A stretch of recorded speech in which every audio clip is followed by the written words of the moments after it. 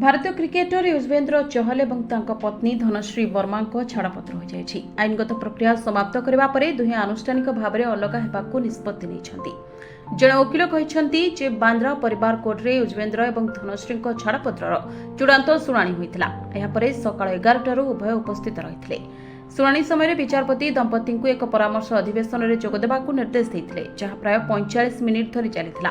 विचारपति द्वारा पचरा चहल और धनश्री उभय निश्चित करते से पारस्परिक सम्मति छाड़पत्र ने चाहती। बांद्रा परिवार कोर्ट में आलोचना पर विचारपति अपराह 4:30 आनुष्ठानिक भाव में छाड़पत्र को मंजूरी देते। युजवेंद्र और धनश्री 11 डिसेम्बर 2020 परस्पर को विवाह करते। वकिल यह कहते चूड़ांत निष्पत्ति नेबा पूर्व उभय गत 18 मास धरी पृथक भाव में रुले। चहल और तांका पत्नी धनश्री मध्य छाड़पत्र गुजब बहुदिन धरी सोशल मीडिया रे घूरी बुलुला। यापर चहल और धनश्री पक्षर एपर्यंत सरकारी बयान आसी। चहल वर्तमान टीम इंडिया बाहरी जाइछन्ति। से 2024 टी20 विश्वकप जीतिथिबा दलर अंश थिले, किंतु तांको गोटिए भी मैच खेलिबार सुजोग मिली नथिला।